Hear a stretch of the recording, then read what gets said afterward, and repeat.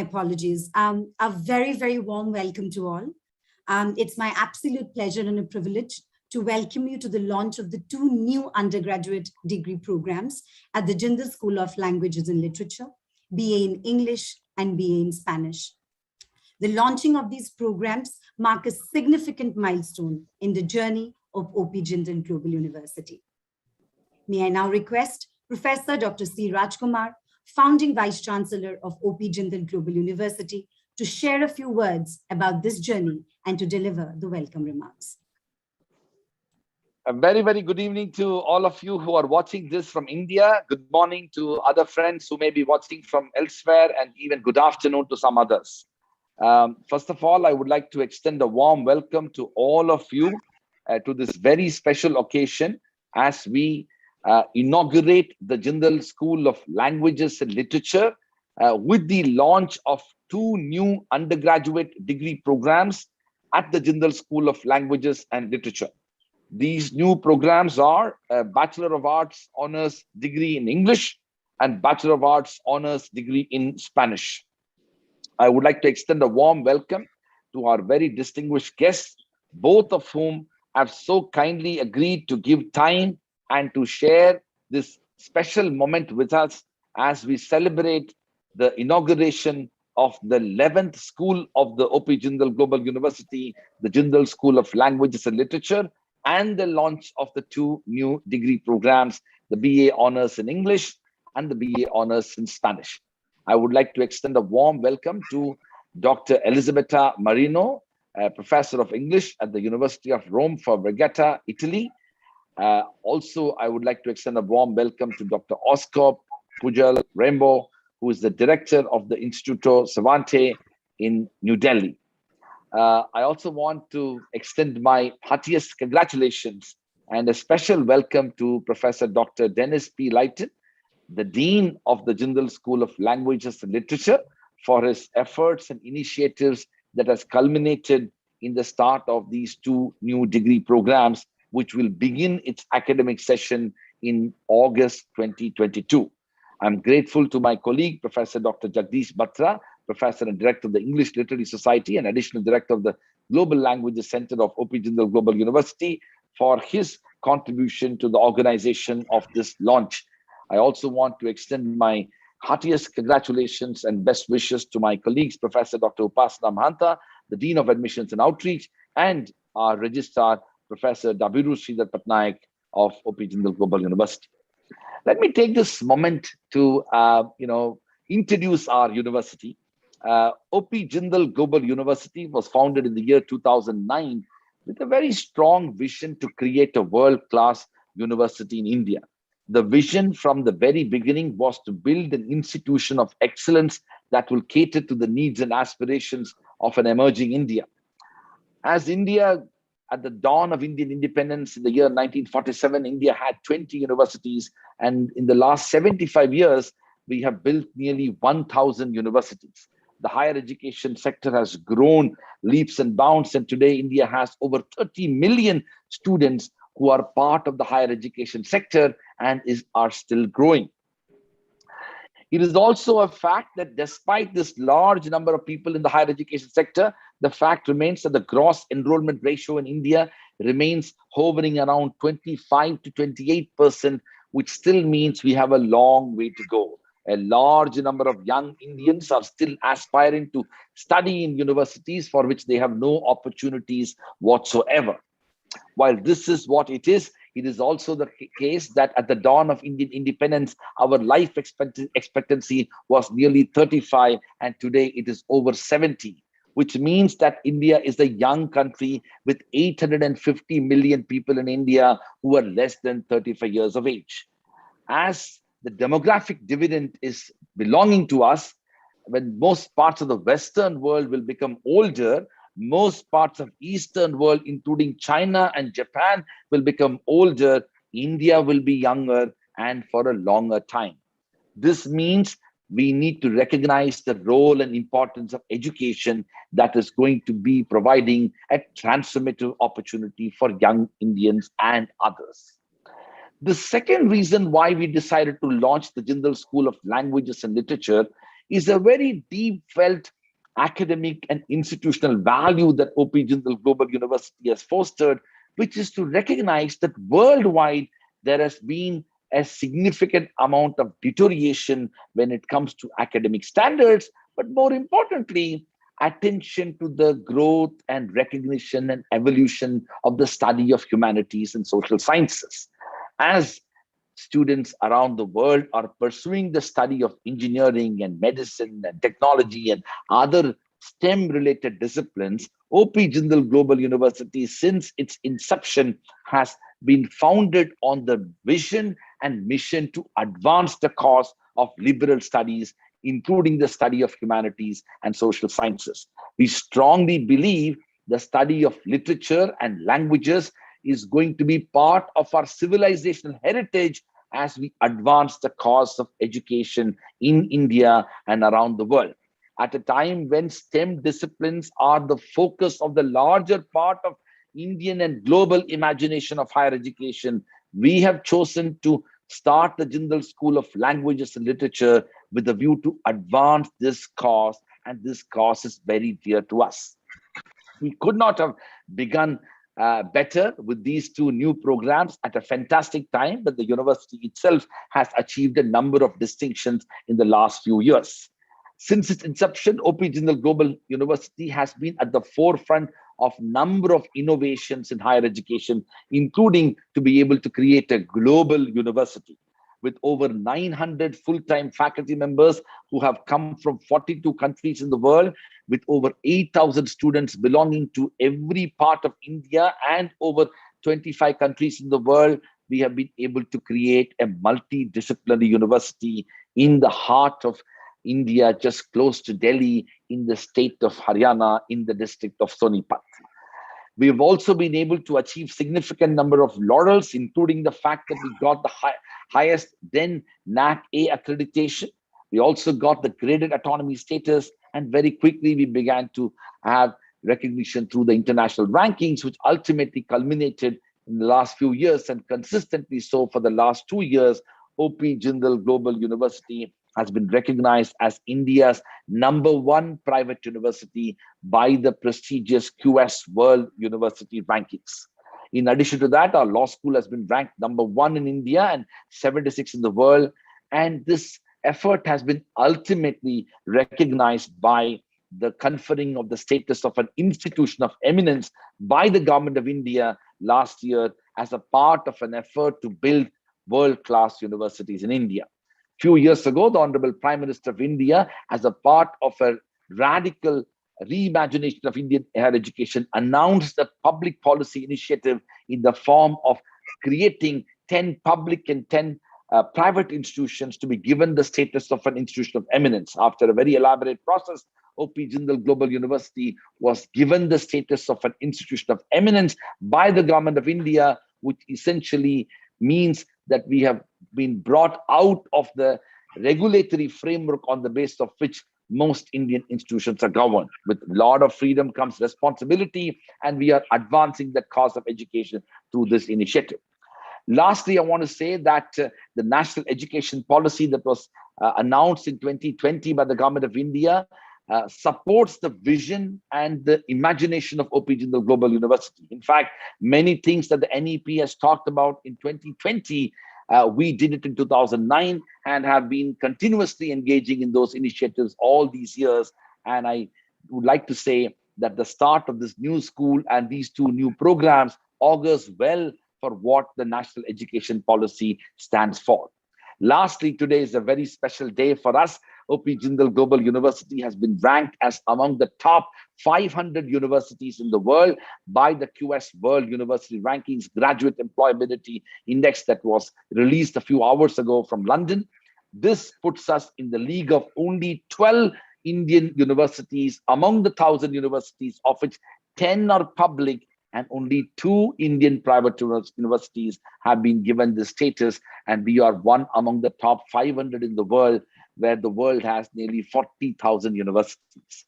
So I am very delighted that we are having this launch function of the Jindal School of Languages and Literature, and are indeed launching 2 fantastic and promising programs the BA English Literature, English Honors, and the BA Honors in Spanish. Thank you very much and congratulations. And I sincerely hope that the students who are right now pursuing high school studies will have a great opportunity to be part of an interdisciplinary ecosystem of learning in which they will not only study English and Spanish, but they will have opportunity to pursue interdisciplinary education in and the other 10 schools that are 11 schools that are part of the OP Jindal Global University. Thank you once again and welcome to all of you and congratulations to the Jindal School of Languages and Literature. Thank you. Thank you, Professor Rajkumar, for your truly inspiring words. I would now like to request Professor Dr. Dennis P. Layton, Dean, Jindal School of Languages and Literature, to give his remarks on the launch of this new school and to exciting new programs. Professor. Thank you. I'll take this opportunity to talk a little bit more about the ideas behind this new school, to describe some distinctive features of the school, and to preview these two undergraduate programs that will admit students beginning in 2022, BA Honors English and BA Honors Spanish. The Jindal School of Languages and Literature of OP Jindal Global University has been established to encourage innovative research and effectively teach languages, linguistics, and literature for our present hyper-globalized era, when language learning and intercultural communication are more important to human flourishing than ever before. In our time, of course, languages are both dying out as well as expanding in use and richness. Several languages have expanded in use to include hundreds of millions of speakers, even in far removed corners of the globe. And it is common today to find people who are bi or trilingual, who know a global language as well as regional or local ones. We know that many learners in India are effectively bi or trilingual by the time, and whether or not they understand how and why that has happened to them, they actually have remarkable language learning skills. They quickly pick up the rudiments of a language when they want to, and the faculty of this university will help them continue that exploration. As the Vice Chancellor had already mentioned, study of languages and literature has been happening at OP Jindal University from its foundation as part of its curriculum. Part of the university's core mission has been to facilitate students' mastery of verbal and written communication skills, which are necessary for competence in any field of professional endeavor. In classical systems of formal learning in India and elsewhere, philology, based on a Greek word meaning love of words, philology was the business of every educated person. Learning multiple languages and literatures was even an ethical responsibility through which people learned their cultural heritage and embraced their humanity. Important and beautiful works of separate literatures, local, regional, and national, are today understood as being part of world literature and as having value for human society as a whole. This is something we come to appreciate whether we read or hear or see a work in translation or in its original language. Using several languages is increasingly part of our everyday cultural experience and helps us become known to ourselves and to others. Jindal Global University aspires to become a leader in the study and research of the language arts. Jindal Global University has a varied faculty with extensive global and international experience. Many faculty members have learned, taught, and researched in different countries, and they bring these experiences to their classrooms. The wider faculty of the university will join the faculty of the Jindal School of Languages and Literature in helping students become comfortable and proficient in their use of languages and in their appreciation of cultural value of several geographical areas. In addition to an accomplished faculty who will guide students through their study programs, the Jindal School of Languages and Literature has access to many facilities for study of language, literature, and culture. JGU has more than a dozen thematic research centers through which faculty and students add to knowledge of our world. The JGU Global Languages Center and the Center for Writing Studies work in coordination with the Jindal School of Languages and Literature to provide effective language instruction and impart skills to all students who seek to improve their existing abilities or learn a new language. A variety of clubs and student-led or student-centric associations of this university help students explore their interests together and hone the skills they learn in the classroom. Jindal Global University has already networked with foreign cultural institutes and agencies for language learning that are located in Delhi and elsewhere, as well as with international research foundations and agencies. The university has already conducted many workshops and language learning camps with assistance of several of these institutes and agencies, not only for the students presently enrolled in the university, but for school students. Agreements for learning and research between Jindal Global University and institutions in more than 50 countries mean that students of the Jindal School of Languages and Literature have many opportunities to learn languages in a foreign country for academic credit and to complete internships involving international organizations. For example, Jindal Global University presently has 17 agreements with higher education institutions in 7 Spanish-speaking countries. It will be possible for every student of the BA Honors Spanish program to have a significant exposure to Spanish language and culture through an in-country immersion. Similarly, students of the English program will have opportunities to study abroad at the many dozens institutions in the Anglophone world with which JGU has agreements. We believe that the Jindal School of Language and Literature will be an enriching atmosphere for young people who love words, the craft of expression, and exploring culture.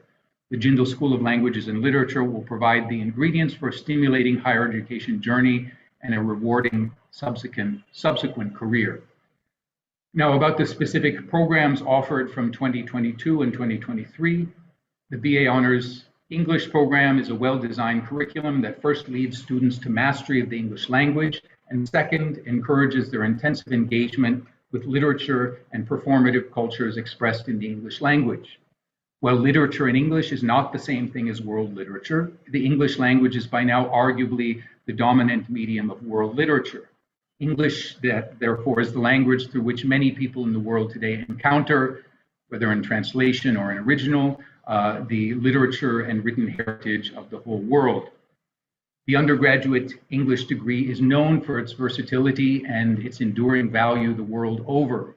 Although BA English is a pre-professional degree, it opens many doors to personal fulfillment and professional accomplishment.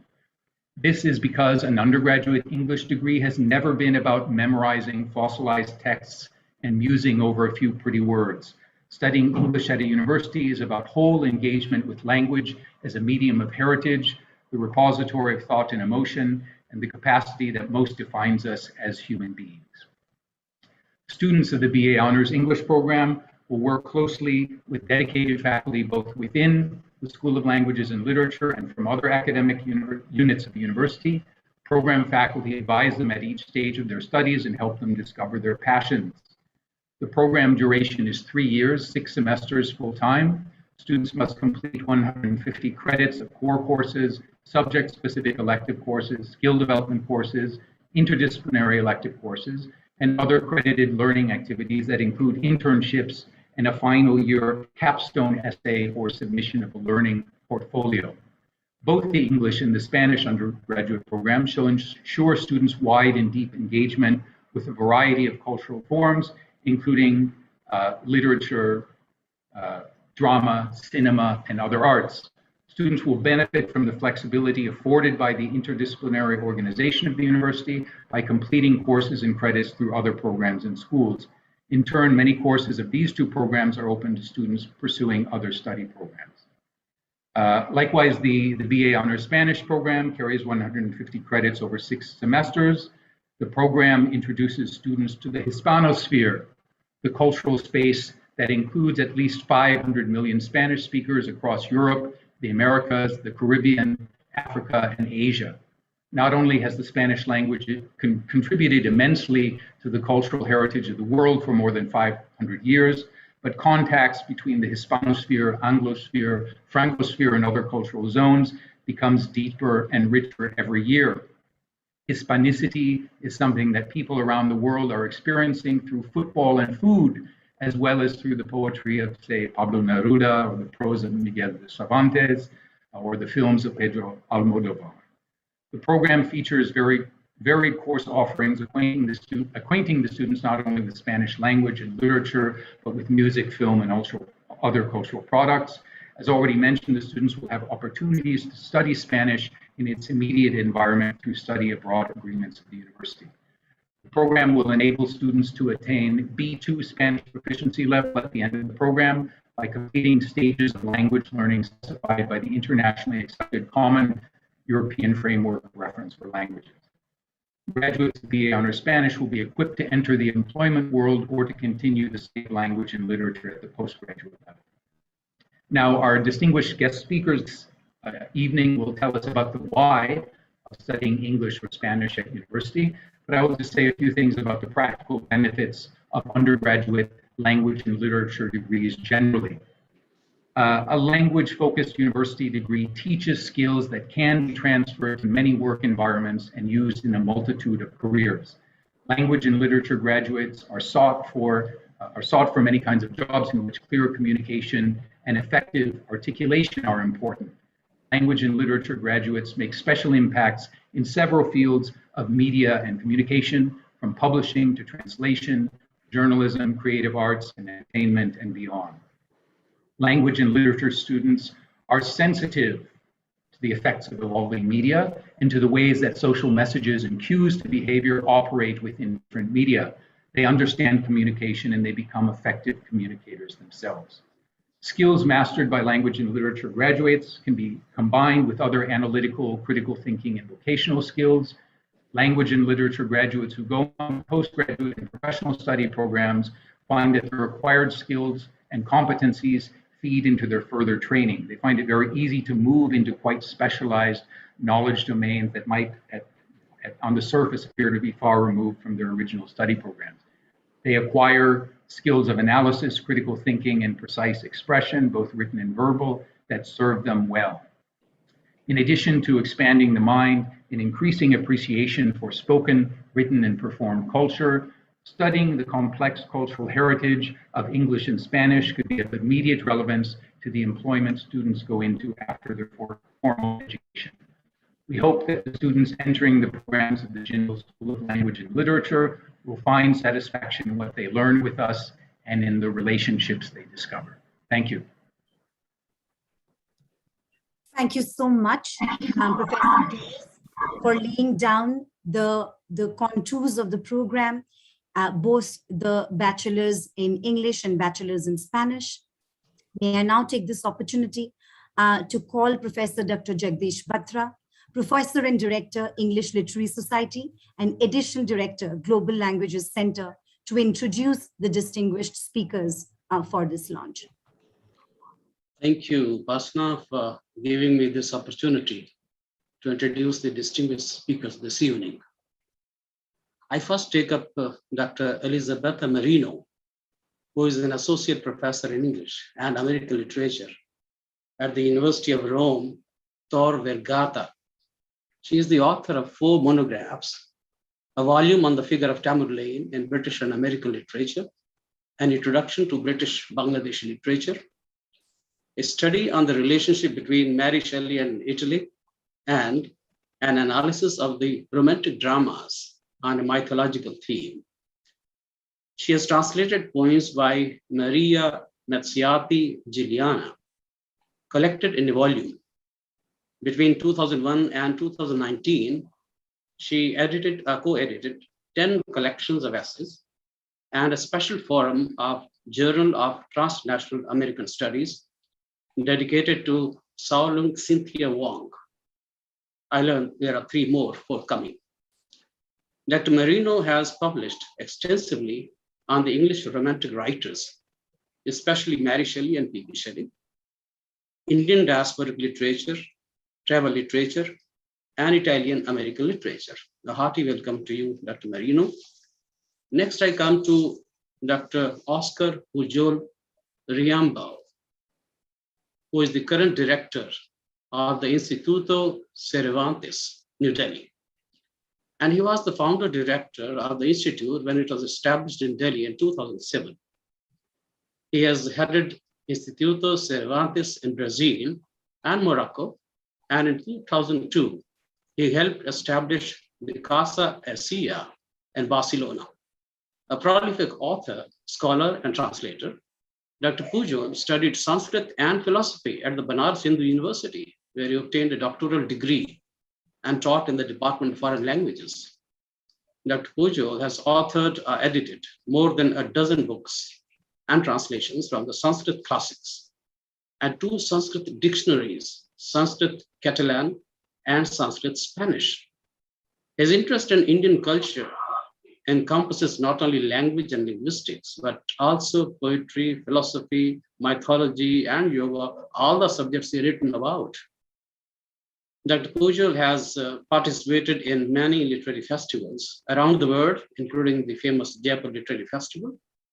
He was awarded Spain's Orden del Mérito Civil in 2010 and Orden de Isabella Católica in 2013. A hearty welcome to you, Dr. Pujol, and I hand over to Upasana now. Thank you so much, Professor Batra. Before we call upon our guest speakers to deliver the special addresses for the evening, we would like to take a moment to formally unveil the brochures of the 2 newly launched programs. So can we take a moment to virtually unveil the brochures?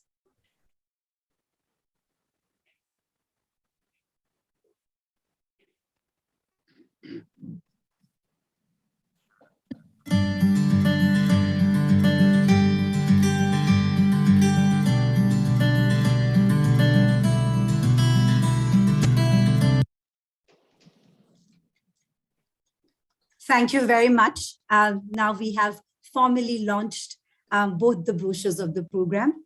Now let me take this opportunity to welcome Dr. Elizabeth Mourinho to deliver the special address for this evening and to talk on teaching literature in precarious times. Dr. Mourinho. Thank you very much. Thank you, everybody, for the kind invitation. It is really a pleasure and an honor to be here with you. I will talk about the pandemic and how, as a teacher, I tried to turn it from crisis to opportunity. So in the early months of 2020, all educators at all levels of the system were hurried to move the courses to online platforms to guarantee the continuity of lectures, parallel activities, while the pandemic was beginning to rage across the globe. Since then, our daily routine has undergone substantial transformations, as we have been compelled to reassess our priorities and reconsider our habits. Even in the global north, social inequalities have become increasingly evident. Some students and teachers as well grapple with poor internet connections, outdated technology, shared spaces affecting their concentration and learning capacity. In the global south, the situation is even more critical. The social distancing campaigns implemented to prevent a further spread of COVID-19 might gradually contribute to eroding our already precarious sense of community. Indeed, the difference between social distancing and physical distancing is still ignored by most people. While the former implies emotional separation and the drastic reduction of human contacts, the latter simply indicates avoiding crowded spaces and large indoors gathering outside our own household, thus keeping a safe distance from others. Hence, we have mistakenly opted for self-imposing isolation, which, far from being necessary or useful, is breeding paranoia, mistrust, and intolerance. Actually, every unknown person is now widely perceived as a potential source of infection, as asymptomatic cases are frequently difficult to detect. As a university professor in Italy, a country that has been badly hit by the virus, I have had to manage my own stress. At first, online teaching was a real challenge for me, and at times it still is, while struggling to rapidly adjust the contents of my lectures to the new medium. Establishing eye contact with my students, eliciting their previous knowledge by posing thought-provoking questions, promoting and maintaining a positive classroom atmosphere have always been staple elements of my teaching style. All the same, starting from the first days of March 2020, I have had to learn how to imaginatively interact with mere icons while wrestling with technical problems and recurring glitches. Furthermore, I have more or less successfully endeavored to establish a relationship of mutual confidence, respect, and sympathy with the various disembodied voices coming through the speakers of my laptop. Lastly, I have also had to cope with my students' individual tensions and traumatic experiences, such as the loss of one's relatives or friend, health and safety concerns, and the financial problems that many are facing nowadays due to the current economic crisis. One might object that university students are grown-ups. In theory, they should possess the inner resources to deal with the difficulties that lay ahead for all of us. Nonetheless, as a humanist and an educator, I have always tried to fully embrace the responsibilities that come with my teaching role. And even on this extreme occasion, these extreme times, I have acted accordingly. In spite of the physical distance, even though I have not had any face-to-face communication with my students for several months now, almost 1 year and a half, we have succeeded in affirming our bond of trust in a surprising way, thus strengthening our sense of community. Together, as a social group, we have endowed the present crisis with a new and powerful meaning, that is, opportunity. The remaining part of my talk will provide an overview of the strategies that I have jointly adopted with my students to achieve our shared purpose, namely overcoming the feelings of disempowerment and lack of control brought about by the pandemic. Now, first of all, instead of focusing on the obvious downsides and dangers of COVID-19, we have collectively chosen to emphasize the positive sides of the current situation by devoting time at the end of every lesson to counting the numerous blessings the calamity has unexpectedly added to our lives. Thanks to online learning platforms we are all familiar with, for instance, we have effectively expanded our horizons. We have connected and shared ideas with fellow students and colleagues from all over the world. Moreover, given the incredible proliferation of online activities in India, for example, you have organized thousands of wonderful seminars. My students have had the pleasure of listening to stimulating lectures delivered by prominent scholars living in faraway countries, thus enhancing their learning opportunities and increasing their knowledge. Secondly, my interaction with each of my students has paradoxically become more intense. I normally teach very large groups ranging from 200 to 250 attendees, and questions are not so frequent. Can you imagine 250 people in one room? Shyness, insecurity, the awkwardness of speaking in front of a large audience often act as deterrents. Those sitting in the last rows of the amphitheater classrooms I teach in normally tend to be distracted, especially if classes are scheduled early in the morning or late in the afternoon. At times, students even miss part of the lesson. They may arrive late or leave before its conclusion in order to catch a bus that takes them home. Conversely, when learning online, they tend to be more punctual and more concentrated. Besides, they act under the false impression, obviously, that the professor is addressing each and every one of them individually. Hence, they feel encouraged to satisfy their curiosity or to share their perspectives and doubts without hesitation. It's like a one-to-one conversation. Students take the deepest interest in every topic that disrupts the monotony of their life indoors. And discussions often exceed the 2 hours allocated for each session. Actually, more than once, I had to stop my students because they were going on and on and on. Finally, the new medium has dramatically contributed to the dissemination of culture, which is also another important aspect. When the video is on, I often see my students and their younger brothers or sisters in front of the screen. I really hope that my lessons will prompt many of them to further their education in years to come. During the pandemic, I also had the privilege of teaching a course of American literature in an Indian university without having to neglect my own students because the schedule didn't clash. I used to teach very early in the morning in India, so it was wonderful.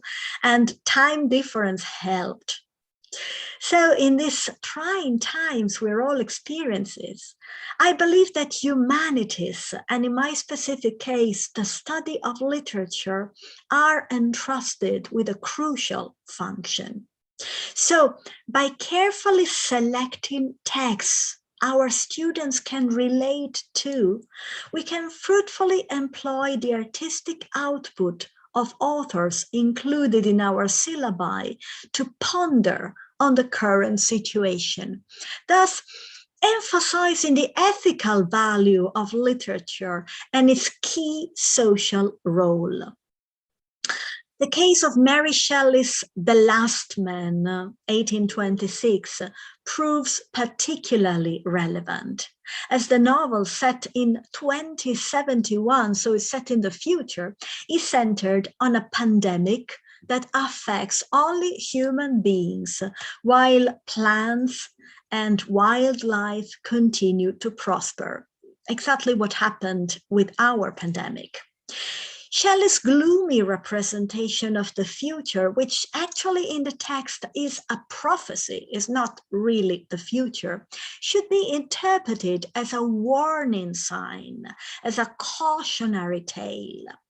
As it strikingly resonates with the students' present experience, fear and impending danger, The Last Man somehow enables them to focus on the issues that may have contributed to the catastrophe in the novel, as well as to the several world emergencies, such as COVID-19, we are all facing nowadays. Human greed, neo-colonial practices, and a short-sighted disregard for nature and its balance. Consequently, the pandemic envisioned by the writer seems to serve as a form of retribution. Indeed, human thirst for power and crass ethnocentrism are severely censored by Shelley. And interestingly, the so-called Orient, which Lord Raymond, one of the leading figures in the novel, yearns to subdue, is the very source of the pandemic, spreading from the shores of the Nile and affecting several countries in Asia. In the protagonist's biased opinion, however, the other seems unable to contaminate England, proud England, and I quote, "the cloudy island far removed from danger," end of quote. The alleged unbridgeable divide between what we now term global north and global south is thus voiced by one of the protagonists, and I quote, "The plague is of old a native of the East," so social inequalities are reflected, "sister of the tornado, the earthquake, and the simoom. It drinks the dark blood of the inhabitant of the South, but it never feasts on the pale-faced Celt. if perchance some stricken Asiatic come among us, plague dies within, uncommunicated and innoxious. Nevertheless, the assumed superiority of the British population is soon belied, as the disease begins to claim victims regardless of their geographical location, exactly as it happened with COVID-19. Furthermore, by sparing virtually no one and allowing for no treatment, the plague even behaves as a potent social leveler, capable of finally annihilating the economic gap between developing and developed countries. What is more, the wishful denial of the seriousness of the emergency on the part of common citizens, this is a peculiar aspect of the last man, and even by some politicians. This is something that we have all observed in our countries in relation to coronavirus. Some people in Italy still believe in conspiracy theories, may be exemplified through this sentence, ominously reminiscent of Greta Thunberg's exhortation to act in relation to global warming as if our house were on fire. And I quote, "We were as a man who hears that his house is burning, and yet hurries through the streets borne along by the lurking hope of a mistake, till it turns the corner and sees his sheltering roof enveloped in a flame." End of quote. The Last Man also offers students the possibility to reflect and elaborate on current ecological concerns that might have a connection with the outburst of COVID-19 and other diseases. For example, in the north of Italy, where factories are located, the situation is still worse than in the south of Italy. Mary Shelley depicts the pandemic as nature's reaction against man's mindless exploitation of its resources. And I quote, "Nature, our mother and our friend, has turned on us a brow of menace. She showed us plainly that though she permitted us to assign her laws and subdue her apparent powers, yet if she put forth but a finger, we must quake." End of quote. Indeed, the author lingers on the description of overcrowded and overgrown metropolises and the pride rulers take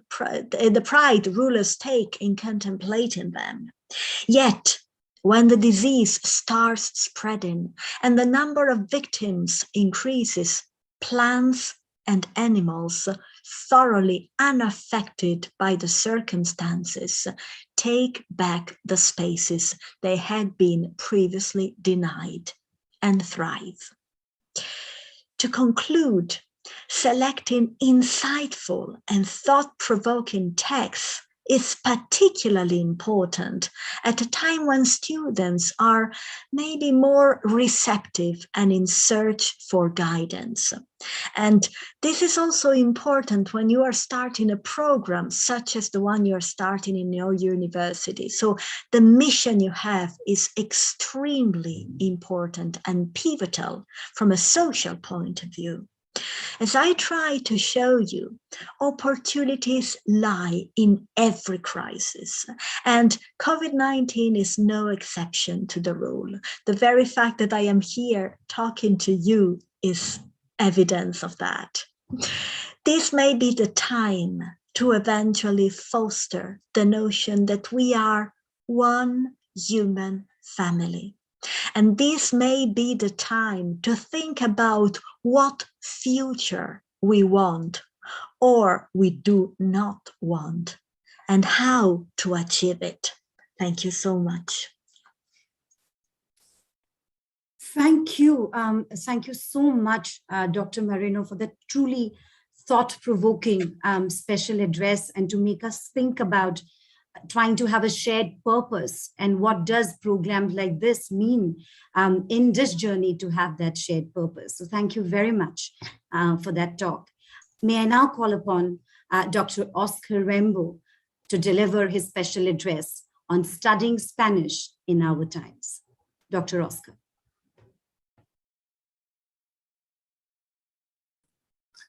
Thanks, Upasana. And thanks very much, Dr. Mourinho, for such an inspiring talk and really thought-provoking and so full of truth in this era of the COVID. You know, we are all facing such difficulties and such opportunities, as you very well said. I am delighted to be here today. And I would like to thank, first of all, Professor Rajkumar, the founding Vice Chancellor of the UP Jindal Global University. Also Professor Dennis Lighton, Dean of the Jindal School of Languages and Literature. Professor Jagdish Batra, Director of the English Literary Society and Additional Director of the Global Language Center. My greetings again to Dr. Elisabetta Marino for such a delightful talk, as I said. And I pay my respects to Professor, the Registrar of the University, Professor Patnaik, and the Dean of Admission and Outreach, Professor Mahanta. But my very special thanks I will give to the more important people gathered here, without whom this session will be meaningless. I mean the audience, the students. Thanks very much for being here. When I say that it gives me a special pleasure, it's not an empty word, because being here, because almost I feel like a part of the faculty. Since, thanks to Dr. Layton, I play a small role in setting up this course, participating in the selection committee. And I want also to congratulate you, the future students of this BA in Spanish, as you will be blessed with an outstanding teacher. I mean Akshay Kale, who has been for many years a teacher at the Instituto Cervantes in New Delhi. And he's not only a great language teacher, but also a profound scholar of Spanish and Latin American literature.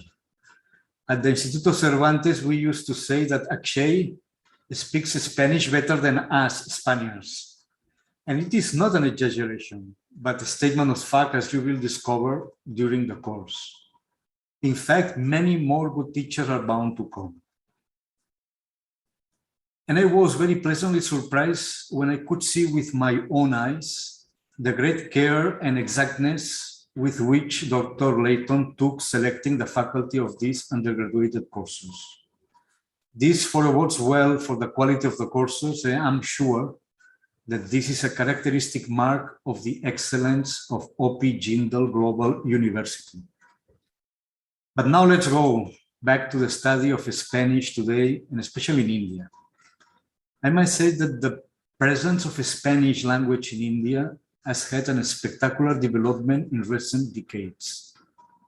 From being practically an unknown language, beyond the only known in the area of Hispanic studies in a very few universities, it has become a favorite language, being taught at different levels at many universities in India. Spanish has a high growth potential. And according to an article in India Today magazine, Spanish is the third foreign language whose knowledge provides the best salaries in India, behind Chinese and French. The Instituto Cervantes in New Delhi has the highest number of students in the world of all the Instituto Cervantes. And this is very interesting data, no? And mind you, Instituto Cervantes has like 80 centers in 44 countries in 5 continents, in cities like London, Paris, New York, Beijing, Tokyo. But it is Delhi who wears the crown of having the largest number of students in all the Instituto Cervantes of the world. This is not a small achievement, and is a witness of the growing interest that the Spanish has in this global world. 30 years ago, when I started teaching Spanish in Varanasi, it was not like this. As I said, Spanish was almost unknown. In fact, unlike English, India is not an area of influence for Spanish-speaking countries. But now the trend is being reversed. In recent years, the study of Spanish has shown great growth in its modality as Spanish as a foreign language. But Hispanic studies too are in good health and running now in their third generation. The number of universities offering degrees and masters in Spanish has also increased all over India. One thing that pleasantly surprised me upon my return to India after 7 years being outside it is the growth of Spanish in school education, especially in private schools that have an international curriculum and in Indian elite schools that follow a national curriculum. Now there are many private schools that offer Spanish. 11 years ago, when we opened the Cervantes here in Delhi, Spanish was hardly taught in the school. Now only in Delhi, we have counted more than 40 schools offering Spanish. In fact, you know, a popular Hindi series, I mean, many of you have watched it, Patal Lok, shows in its first episode a Spanish language class in an Indian school. This would have been unthinkable a few decades ago, when, as I said, the Spanish was hardly present. Now, Spanish is one of the best options as a foreign language in a private Indian school. Unfortunately, however, Spanish is still practically absent from government school education. But with the help of the Spanish embassy, and perhaps the Spanish government and the Indian government, we hope to address this soon. Why has this happened? Why Spanish has become so popular in recent years? First thing, which also Dr. Dennis indicated, Spanish is a global language, a multinational and multicultural language, and also the language of the Americas per excellence. Right now, you know, there are like 49 crores people that have Spanish as their mother tongue, and an overall of 58 crore speakers. Spanish is the second mother tongue in the world by number of native speakers, after Mandarin Chinese, and the third language in a global tally of speakers after English and Mandarin Chinese. Spanish is also the second language of international communication, the third in internet after English and Chinese, and the second in the social media like Facebook, Twitter, and Instagram. There are about 20 Spanish-speaking countries in the American continent. Brazil is also a country where Spanish is widely spoken and understood. And this is very important to consider that more than 40 million people speak Spanish in the United States, being the fifth country in the world in terms of native speakers after Mexico, Spain, Colombia, and Argentina.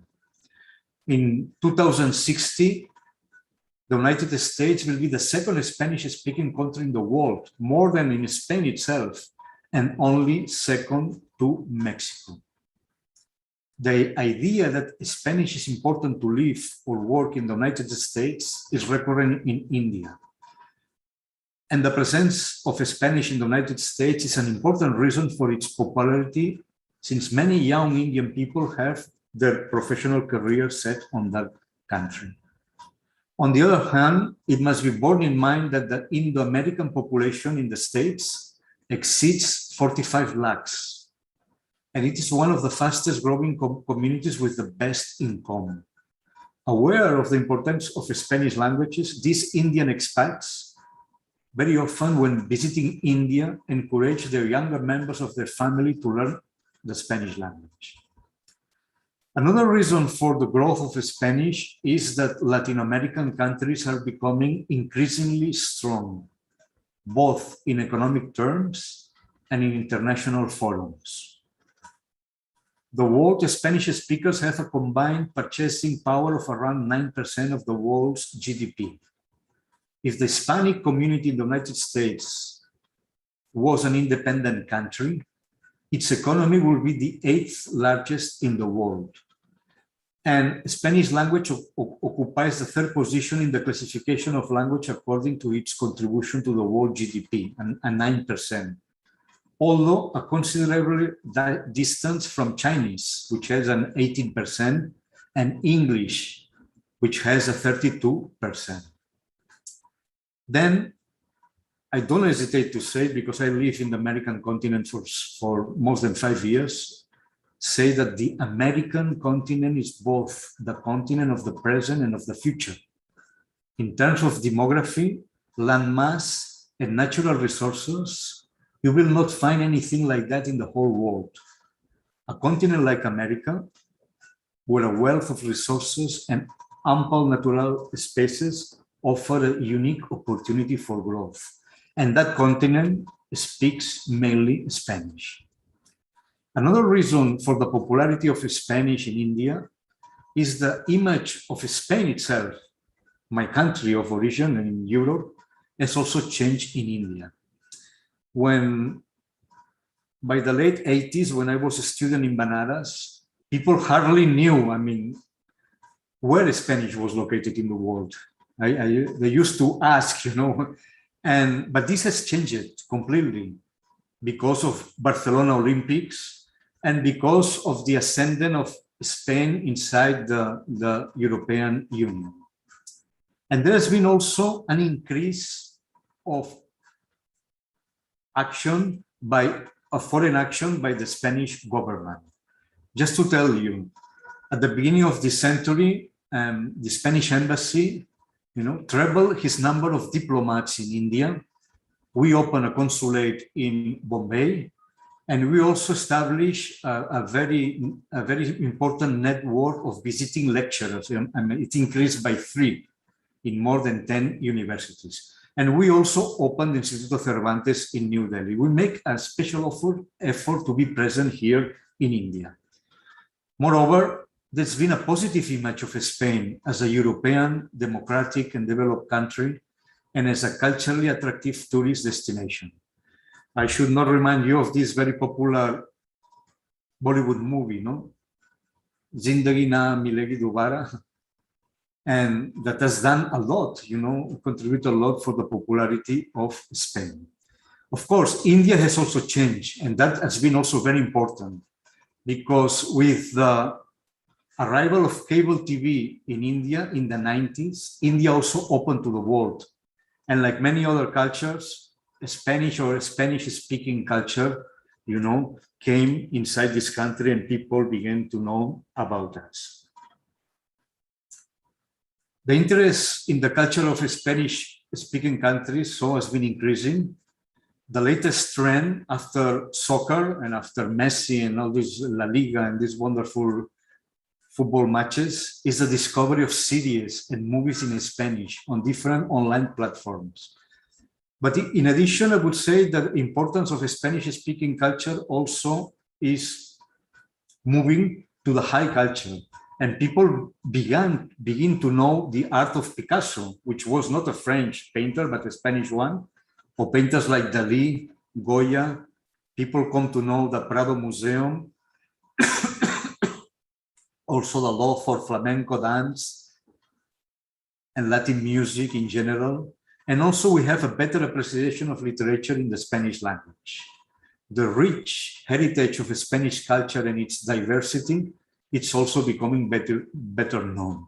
Gothic cathedrals, medieval castles, Roman and Muslim legacy, the work of architects such as Gaudí attract the curiosity of Indian travelers. And in fact, Indians are flocking as a tourist to Spain like never before, now with this sad interruption because of the coronavirus. Also very important for the Indian imagination is the idea of Spain as a country where people have a special philosophy of life with excellent food and a rich and variety of popular festivals that reminds the Indians of the color of his own popular traditions. I often say that we Indian and Spanish, we speak the same emotional language.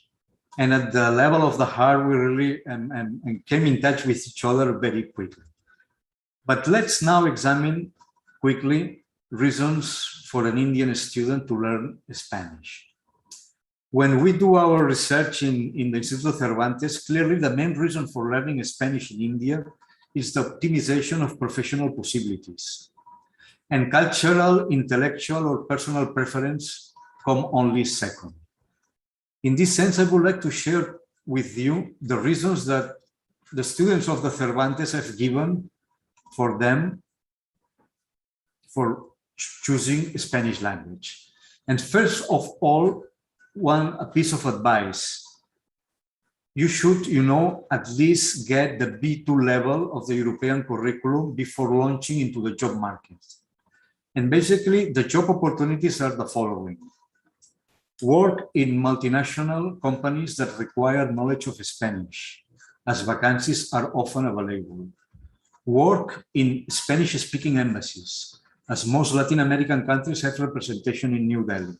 In fact, a very high percentage of the workers of these embassies have been students of the Cervantes Institute. Knowledge of Spanish facilitates employment in sectors such as publishing, hotel service, airline, export agencies, radio station, and commercial organizations. Also, the possibility to become an interpreter and work full or part-time on your own. You can pursue a career as a language teacher, as there are many vacancies in metropolitan area schools. You could also opt to take a master's degree and become a professor at a university like Opi Jindal. Possibility of working as a tour guide or pursuing professional career in the tourism sector, as there are many tourism-based companies that require language professional. Or the possibility of giving private lessons and becoming a part-time or full-time tutor. In the Cervantes, we are always in need of teachers. Besides, as we say, the relevance in the United States and the professional reasons in all the Americas, but also in a lighter mood, knowing of Spanish, it makes possible to travel to many countries, including the second country in the world, which has the highest number of tourists in the world, which is Spain itself. And I would say that also, you imagine, and that's a very special for Indians. If as an Indian, you know English, Hindi, and Spanish, you will be knowing 3 of the most spoken languages in the world, and you will be able to communicate directly with at least a third of the world population.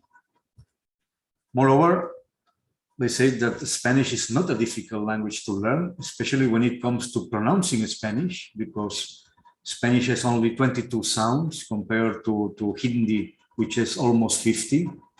And again, and I cannot dwell at length here, there is also the possibility of studying in Spanish universities. And I would like to say very briefly that the Spanish universities are very competitive, because especially in areas like medicine, engineering, hospitality services, agriculture, because they are not expensive at all when compared to Anglo-Saxon universities, and they have, a level of excellences which is really outstanding. Moreover, life in Spain for a Spanish student, it's really very wonderful. I think he can really enjoy, as I say, because he will feel mostly at home, because we are a very friendly people, like Indian people, are very welcoming people, like you are in India.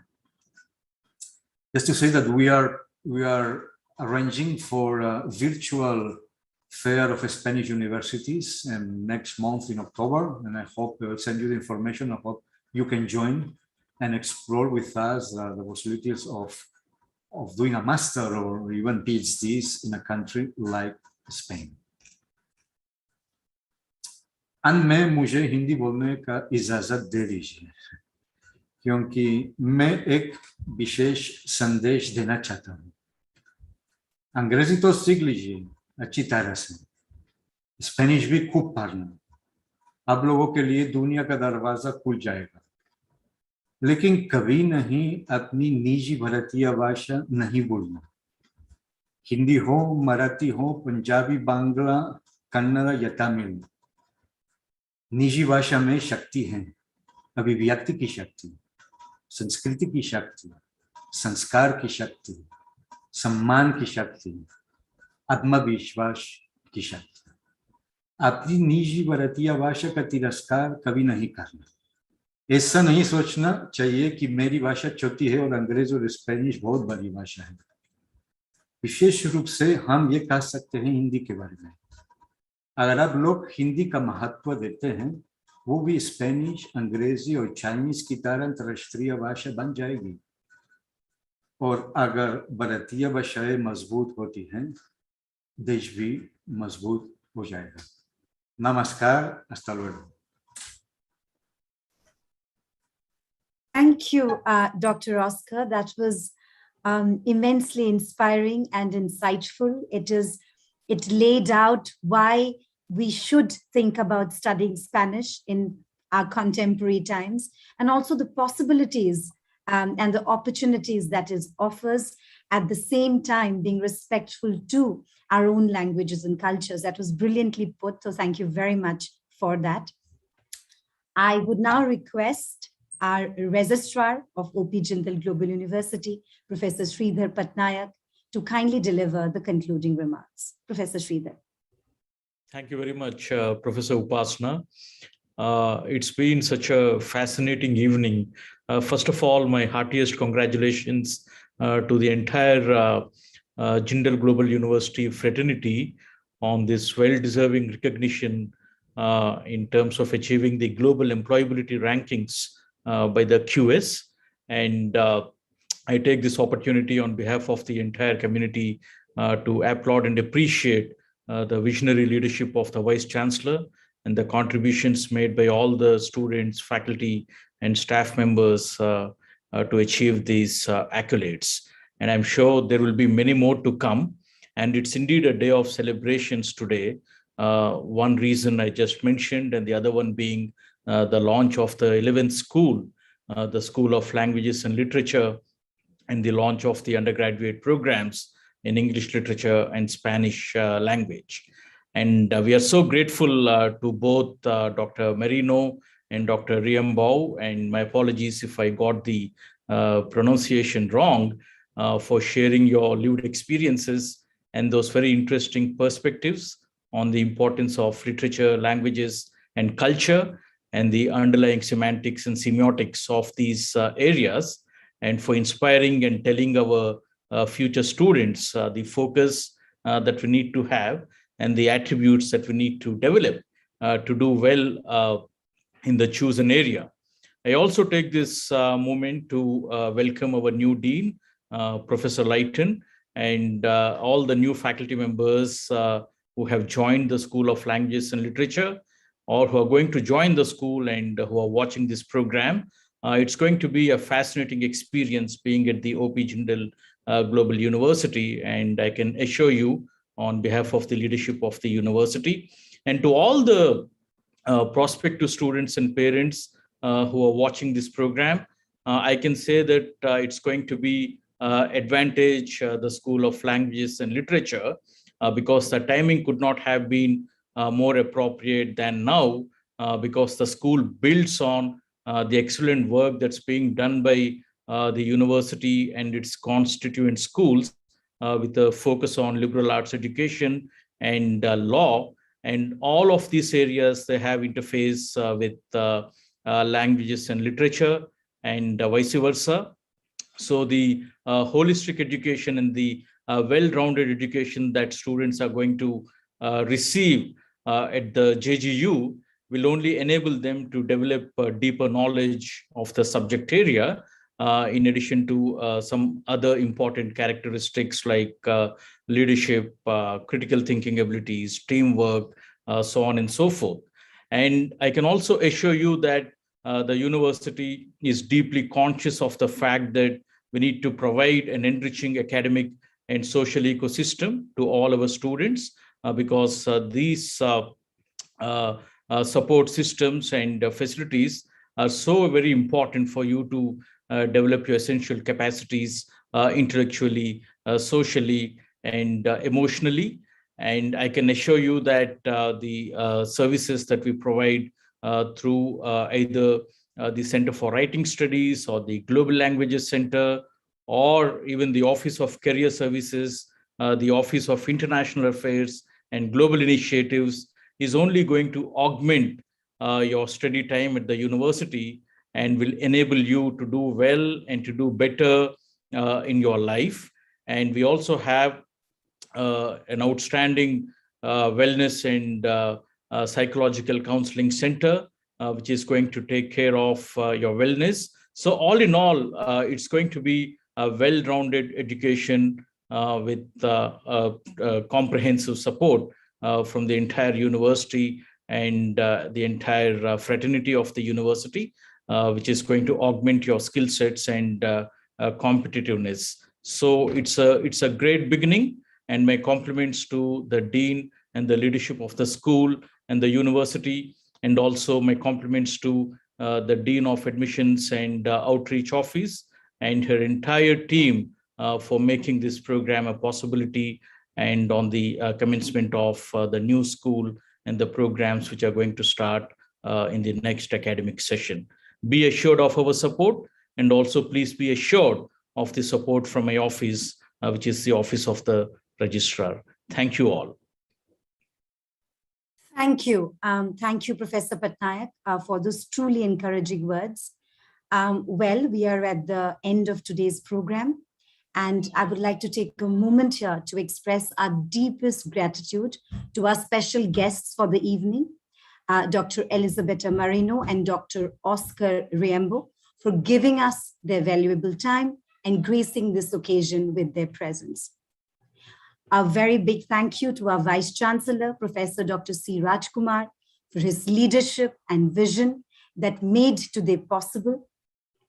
We are also extremely grateful to Dean, Jindal School of Language and Literature, Professor Dr. Dennis Layton, for his guidance and stewardship under which both the programs have been developed. Thank you, Professor Jagdish Batra, for your support and encouragement. A big thank you to our registrar, Professor Sridhar Patnaik, for your unwavering encouragement and support. And last but not the least, thank you all of you who have joined us virtually in the launch of these programs.